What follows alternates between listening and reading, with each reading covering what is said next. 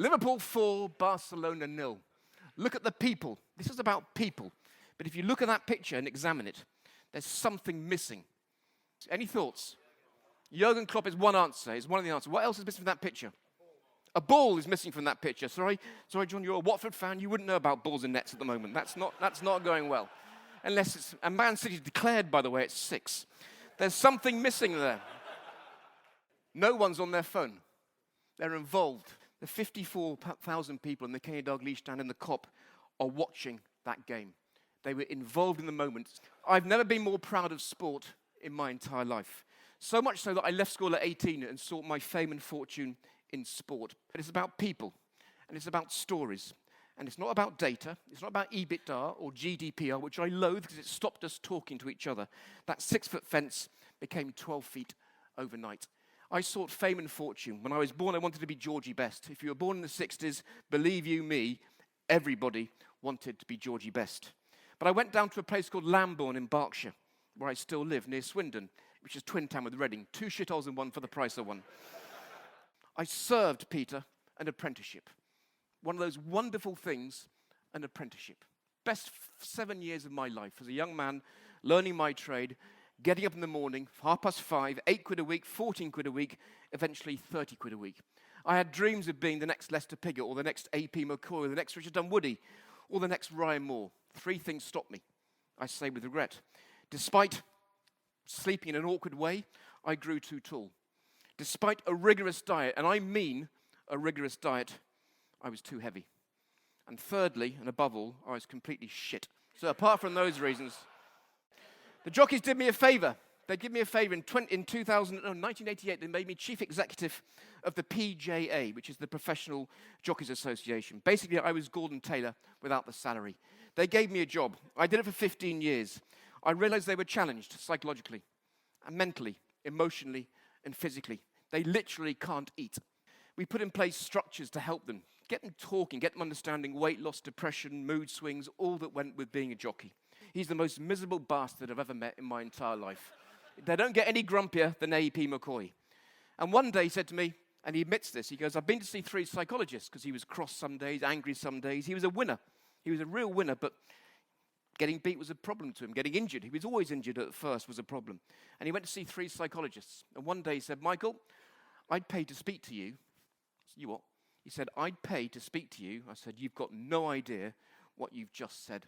At which point I said, you pay for my training and I'll clear off. They thankfully helped me with my training in psychology, sports psychology in particular. I now work for a small consultancy called Sporting Edge. I'm interested in people, be it Mo Farah in his back garden, Eni Aluko, now at Juve.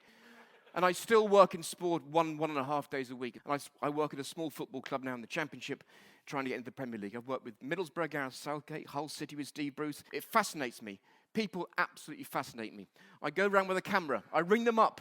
I ask for their real-life stories. The real-life stories. Not how great it was and the success and the glory, but the real-life stories. And be it Seb Coe, be it Stuart Brawl, be it Kumar Sangakkara, Lieutenant Colonel Lucy Giles, or Shane Warne and those famous, infamous new teeth, they tell the truth.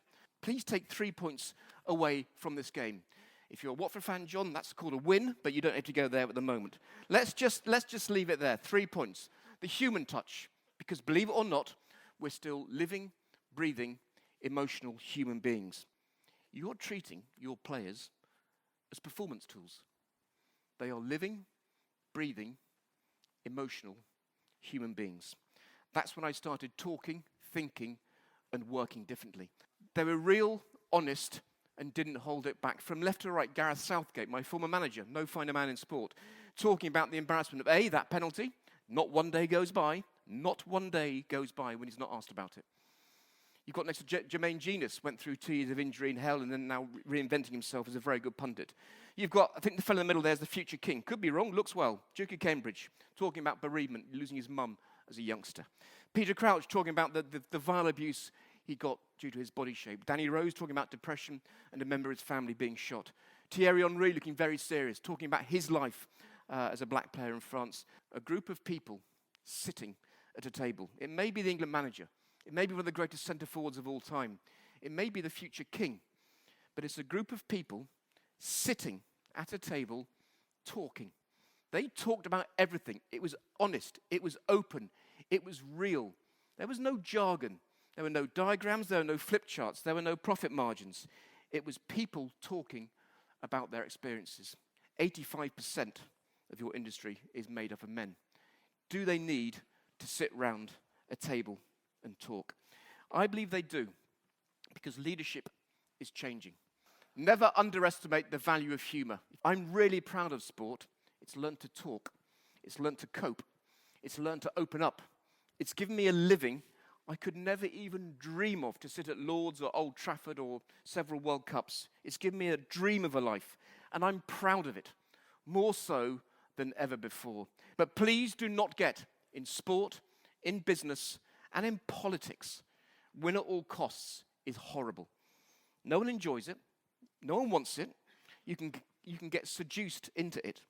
But win at all costs can only, ever result in one thing: tears. Appreciation.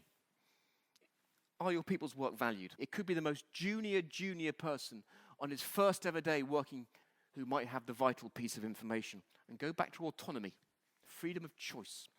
In sport, in business, and all walks of life. I've seen fear in sport. I've seen fear in other walks of life. If you've got freedom of choice, anything is achievable. There's only one thing left to complete on this short thing: my dog. There he is, Shankly, named after Bill Shankly, because that dog will never walk alone, apart from when he pisses off after a hare or a deer. He's 13 years of age on September the 31st. I love my dog. I love my family, but boy, do I love that dog. And I'll tell you why I love that dog. The reason I love that dog is he's opened up an entirely new world for me. Here's a text message I got 10 days ago from a football manager, international football manager. His player reported for duty. The player walked up to him. I know this young man. I'm trying to help him. I know this young man. And the manager sat him down, and he had that awkward moment. Is he doing football? All right, yeah. Cheers, Gaffer. Fine. Yeah, all right, Gaffer. How are you? Fine. Yeah, great. Oh, well, yeah, never better, Gaffer. All things, yeah, how are you playing? Great, Gaffer. How's your body? Brilliant, Gaffer. How's you mentally? Oh, never been stronger, Gaffer. Then he said, you been any walks with Shankly? And the player stopped. He went, oh, yeah, I have. He said, I love those chats. So do all the lads. That's the football pitch in which I work. Brentford Football Club, a small little thing in West London. Chiswick's smart, Brentford's rubbish. Nonsense. It's a lovely part of London. We're aiming with great things. We have a small budget. We have a small squad.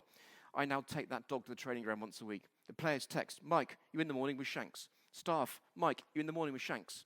In comes Shanks, and off we go, lap after lap after lap.